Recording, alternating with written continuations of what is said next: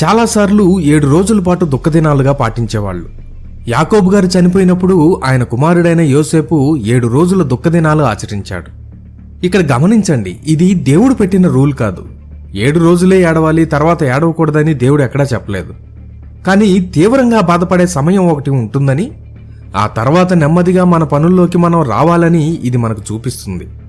మన భారతీయ సంస్కృతిలో కూడా పెద్ద కర్మ లేదా దినం అని, లేదా క్రైస్తవులైతే కృతజ్ఞతా కూడిక అని ఇలా ఒక సమయం ఉంటుంది కదా, దాదాపు అలాంటిదే.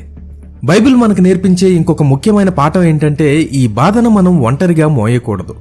మోషే గారు చనిపోయినప్పుడు ఇజ్రాయెల్ ప్రజలంతా కలిసి దుఃఖించారు. యాకోబు గారు చనిపోయినప్పుడు ఐగుప్తు ప్రజలు కూడా వాళ్ళతో కలిసి బాధపడ్డారు. మన చుట్టూ ఉన్న వాళ్ళతో, మన సంఘంతో, మన కుటుంబంతో మన బాధను పంచుకోవాలి.